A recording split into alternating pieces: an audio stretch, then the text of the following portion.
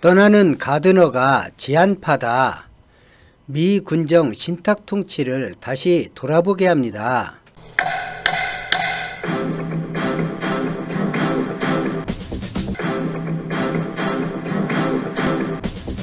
지난 11월 미국 대선과 함께 치러진 상원의원 선거에서 그동안 지한파로 불렸던 가드너 상원의원이 낙선했습니다. 올해를 마지막으로 임기를 마치는 미국 공화당의 코리 가드너 상원의원은 본인도 그렇게 생각하지만 대부분 한국 내 언론도 한반도에 대한 각별한 관심을 담은 지한파 상원의원이라고 부르고 있습니다. 상원을 떠나는 가드너가 8일 고별 메시지를 전했습니다. 가드너 의원이 한반도 관련해 상원에서 6년 동안 활동한 이력을 보면 미국 의회의 첫 대북 제재법 제정을 주도하고 강도 높은 압박을 골자로 한 북한 강경책 일변도의 입법활동이 지난 6년간 상원에서 한반도 관련해 가드너가 한 주도적인 일이었습니다. 지한파다 또는 친한이다 이런 구분은 무엇으로 하는 걸까요? 한국 정부의 평화 정책을 지지하고 한반도에서 평화를 해치는 일련의 행위를 반대하고 주장하는 것이 지한파, 친한파라 불리는 기본적인 요소일 것입니다. 그런데 지한파, 친한파로 분류되는 가드너 의원은 한미 동맹을 역설했고 방위비 분담금에서 트럼프식 자세를 비판했지만 가장 중요한 한반도 평화를 통한 한민족 안전엔 반대의 행보를 보였습니다.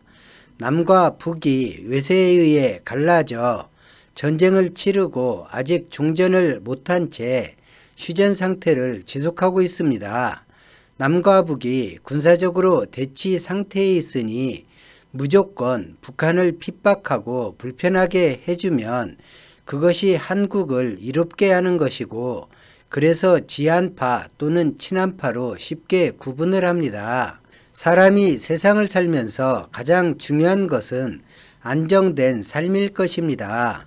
외부의 위험에서 안정된 삶, 경제적인 어려움 없는 안정된 삶, 사회 구성원에서 소외되지 않는 안정된 삶, 질병에서 쉽게 벗어날 수 있는 안정된 삶이 삶을 살아가는데 가장 중요합니다.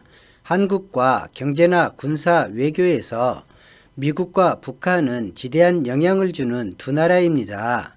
이 중 북한이란 존재는 남한에 적대적으로 긴 세월 존재했던 그런 나라가 아닙니다. 2차 세계대전을 평정한 초강대국 미국에 의해 1945년 인위적으로 만들어진 국가입니다. 당시 미국, 영국, 소련 외무장관 회담에서 영국과 소련은 한반도를 나누어 신탁 통치하자고 주장하는 미국에 반대 의견을 표명했습니다만 미국을 꺾을 수는 없었고 한반도 분단 상황이 소련에도 손해가 아니란 판단에 결정된 것입니다. 우리 민족이 신탁 통치에 강력하게 저항하고 한반도 전체를 대상으로 독립국을 이룰 기본적 통치체제를 해방전인 1944년부터 준비해 이미 만들어 놓은 인민위원회라는 조직이 있었고 이를 미국에 보여주었지만 미국은 이를 인정하지 않고 분단을 시켰습니다. 미국에는 한반도 분단이 필요했던 것이고 이는 한민족이 원한 것이 결코 아닙니다. 민족의 안정된 삶이 근본부터 흔들리는 결과이기 때문입니다. 이념이나 종교적 갈등은 쉽게 타협하거나 조정될 성질의 것이 아닙니다. 최근 프랑스에서 반이슬람 입법이나 개신교계 신자가 일으키는 사찰 방화 등의 사건, 트럼프의 이념 갈등을 이용한 대선 행보, 아직도 무서울 만큼 내뱉는 종북 빨갱이라는 국내 이념 성향을 보더라도 상대와 다른 정신적 가치는 적대감을 만들어 정치적으로 이용하기 가장 좋은 도구입니다. 미국은 생존이 절박했던 반민족 친일 세력을 기득권으로 만들면서 가장 최악의 남북한 분단 구조를 만들어냈습니다. 북한과 대화하거나 타협하거나 통일을 논의할 기본 구조가 성립할 수 없도록 신탁 통치라는 것을 통해 만들어 놓은 것입니다. 이 정도 상황도 미덥지 못했는지 군사 지원 없는 미군 철수를 단행하고 지킬 필요 없는 지역이라며 에치슨 라인을 발표해 결과적으로 6.25라는 민족동란을 불러왔습니다. 공산진영과 시장 민주주의로 서로 인정하고 양립하기 어려운 상태에서 철천지 원수로 사태가 커진 것입니다. 가장 기본적인 한반도 안정은 종전선언과 평화협정을 체결하는 것입니다. 그리고 남북대화와 교류입니다. 지한파 또는 친한파로 구분하려면 최소한 이 조건들의 지지 태도를 보내는 인물이어야 합니다. 남북이 다른 의견으로 맞설 때 한국의 편에서 의견을 내주는 것 또한 고마운 일이라 하겠습니다만 남북한 간 평화를 위하기보다는 대결을 부추기는 그런 발언으로 한국을 지지하는 건 지한파, 친한파라 불러서는 안 되겠죠. 가드너 의원은 상원에 입성한 2015년부터 상원 외교위원회 동아태 소위원장을 맡게 되었습니다. 소위원장을 맡자마자 김정은 북한 국무위원장에게 이친 미치광이라는 별명을 붙이고 대화도 압박도 어정쩡했던 오바마 행정부에 줄곧 강경한 대북 조치를 촉구해왔습니다.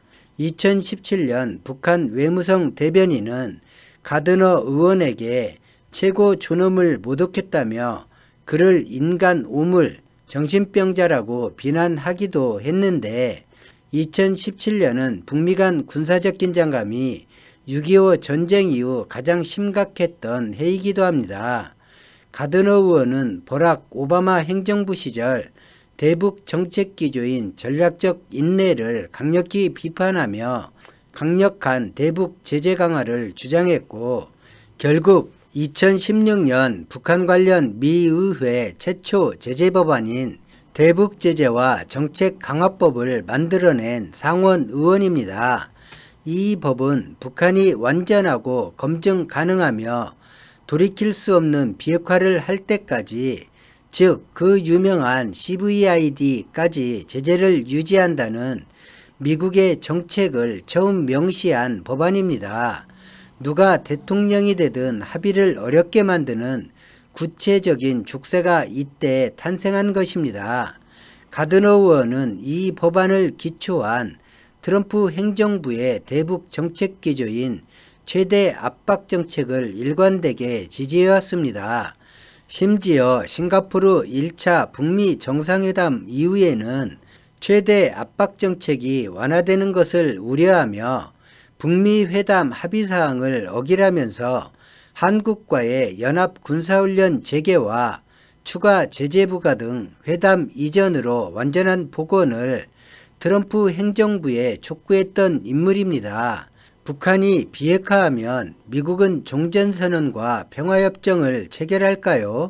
그러기를 바라는 마음입니다만 북한이 핵무력 완성을 선언하고 ICBM을 발사한 건 2016년과 2017년입니다. 그 이전 64년 동안 핵이 없던 그 시간엔 미국이 종전과 평화협정을 원했을까요?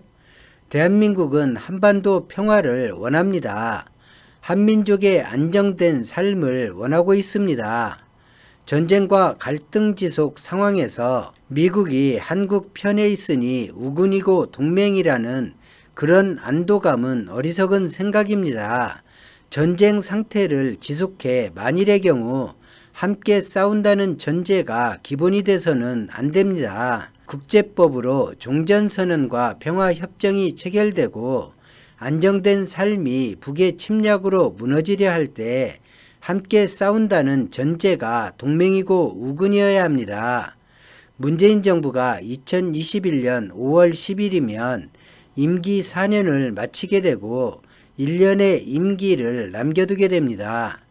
만 4년이 안 된 시간에 미국은 야권 인사와 네티즌의 핵무장 필요 발언과 전작권, 종전선언 등 한 번도 부딪힘이 없었던 한미 간 현안에 당황하고 민감하게 반응하고 있습니다. 대한민국은 단 한 번도 전쟁이나 무력을 이용한 적대 행위를 주장한 적이 없습니다.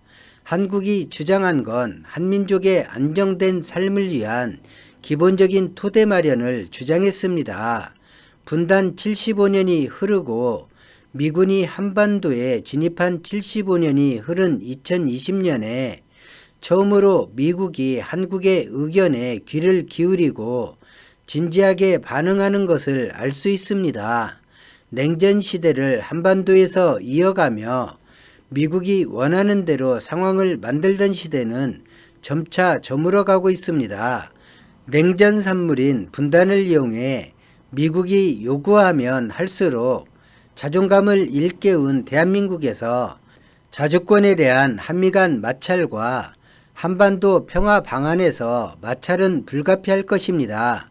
시간이 걸려 답답하지만 결국 한민족이 원하는 한반도 평화는 이루어질 것입니다. 오늘 영상은 여기까지입니다. 고맙습니다.